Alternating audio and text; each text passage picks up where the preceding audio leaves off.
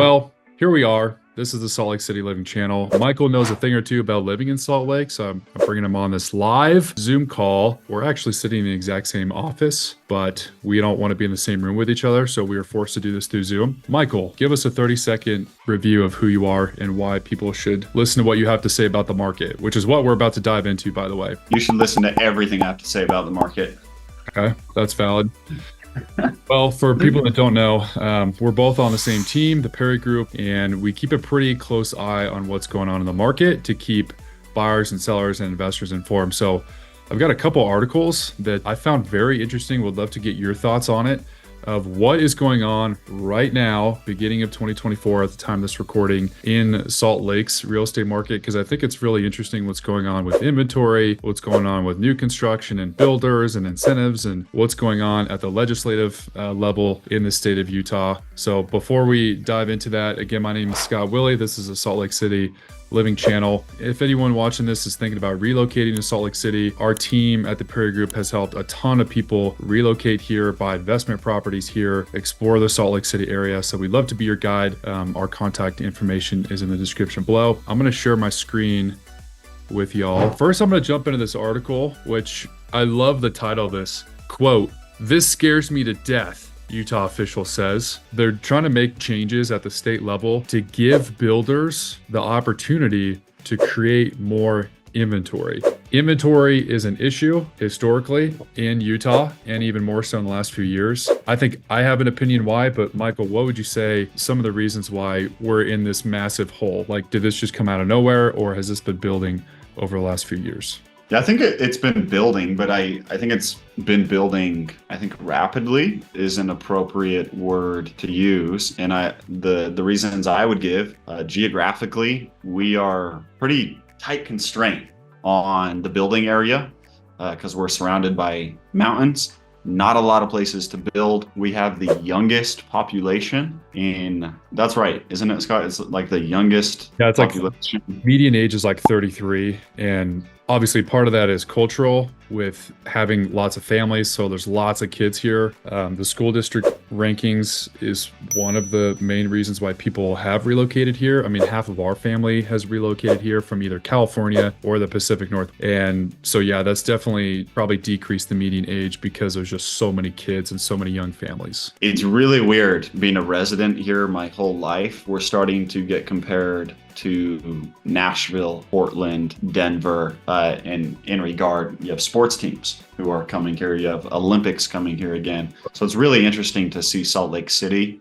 not like weird Salt Lake City, one of what I think could be a major city within the next 10 years. Yeah, I think it's been a hidden gem for a long time, and that Salt Lake City was actually the fastest growing city from like 2020 to 2022. And part of that is the proximity to those West Coast markets, like you mentioned, Portland, Seattle, the Bay Area, Southern California. So in December, that would have been December 2023, they unveiled the first Utah First Homes program, calling on all state lawmakers to allocate $150 million to 5 areas, including an additional $50 million for the First-Time Home Buyers Assistance Program and $75 million for the State Infrastructure Bank to provide incentives for 35,000 starter homes by 2028.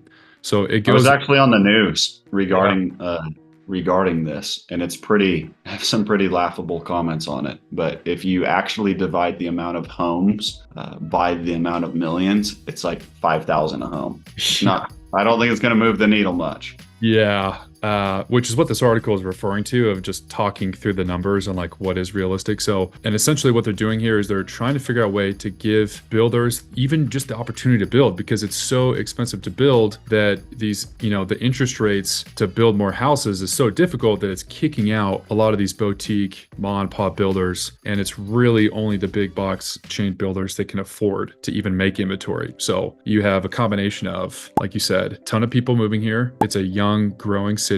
We're landlocked, so there isn't much land available in the first place. We rank number 3 in least owned land by the average citizen or the average person in Right. Utah. Yeah, So that's great. government, or it's government owned or part of national forest, all that. A lot of national forest, especially in Utah. Florida's kind of like that too. There's a lot of like government or just swamp federal land, but there's a lot of land owned by the National Wildlife Service, owns a lot of the land, especially up in the mountains. And it's also very difficult to build that type of land. You have elevation issues, you have accessibility issues.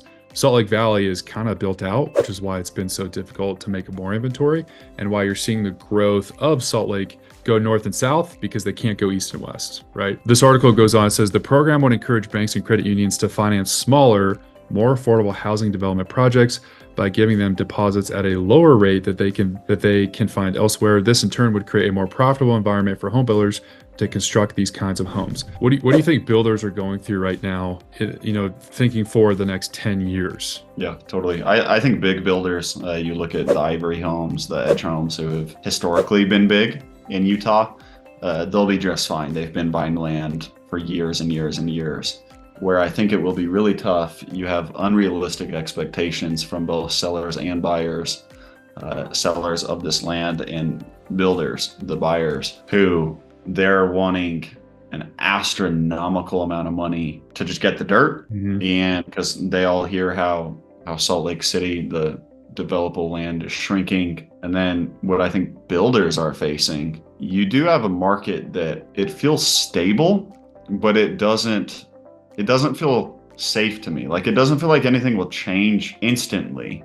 Right. But I think it would be really scary to be a builder just crossing your fingers that Jerome Powell decides to cut interest rates. So how do they lower rates to make houses more affordable, but not just put themselves back in the same position they were 18 months ago with rapid inflation?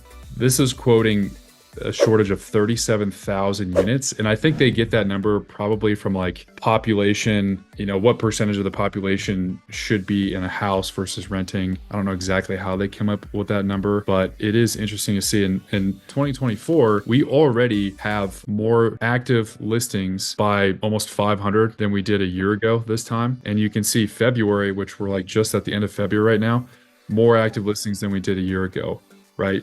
Almost to 2022 numbers. So what do you think? Is Salt Lake City like recovering now from massive interest rates where everyone just stopped buying and now it's like the norm? Yeah, I think it's that rough pill to accept of you were locked in at a 3%, 4% interest rate, and you were going to sell and then go buy at an 8% interest rate. Two things. Interest rates have gone down a little bit, which makes that less hard, right, but also mixed with, I can speak from personal experience. I have a townhome rental in Lehigh that I don't really like. And I've just kind of been holding on to it. I basically, since I bought it, have wanted to get rid of it. And I want to exchange it for something in Holiday. I didn't even start searching until this year because it was, interest rates are going to come down. I'm not going to have an investment property where I have an 8% interest rate. Yep. But now I'm like, it's been 3 years or it's been 2 years. It very well could be another 12 to 24 months before we see what I would consider a good interest rate. Like, I'm just going to do it. I'm not going to keep holding on to this house I don't really want anymore. And that goes for kids. Families are expanding. People have to move. And I think you're seeing the market trend. But if you look in 2021, which we were at what I think many consider one of the most restricted markets in history, we're not much above that. So we're definitely, inventory is not healthy right now. Yeah, and what's interesting is, you referenced 2021 or even 2022 in the beginning, we only had 2,000 homes or so on the market in the entire MLS. And now I think we've hovered somewhere around 71, 7,200 plus or minus 100 for, a while now, right? Like it's been several months that we've kind of maintained that inventory. So I think you're right. I think the economy just needs some stability right now. I think buyers and sellers just want to know, what are interest rates? Let prices kind of level out. I think that's one of the decisions that Jerome Powell is one of the factors he's considering is I think people just need some stability. Like they want to get back to a place where interest rates are relatively stable. Maybe you see some fluctuations, but people aren't guessing like, is there going to be a massive, decrease in rates? And it seems like the answer is no. Maybe it's a quarter or half a point at a time, but at least in the foreseeable future for the rest of 2024, it doesn't seem like all of a sudden we're going to be back at 3%. What would you tell people right now that they should know if they're considering buying a house here in the next year? Statistically, it is a seller's market, but there are certain neighborhoods in certain cities where I think the buyers can absolutely win. And I think it was actually me and you were talking about it maybe last week, where you go into one neighborhood, it's multiple offers, it feels like the pandemic. The other is like sat on the market for 82 days offering 3% concessions. Yep. And I would not get stuck in a situation to where you're in multiple offers unless you have to. And to be honest, I'm not a huge fan of new builds. I never have been, but right now in this market with what's being offered, it's really hard to say, hey, these aren't a better deal. They're a safer deal from the house standpoint, from the interest rate standpoint, and they're only about 5-10% more expensive than a house that's been lived in for 10-15 years. Yeah, absolutely agree with that. For all these agents, so sorry I'm going off on a tangent. I mean, I text their agent, co-agent, and broker. 1, no response. 2, oh boy. Sorry. 3, blue. It's blue, so you know it was delivered. So go buy from agents who don't respond to, and you'll have the leg up there. Oh, that's true. So what you're saying is who you work with matters. That's why we're doing this, is to help educate the public. So appreciate your time, man. Peace out. Magic Mike. Thanks, man. Bye.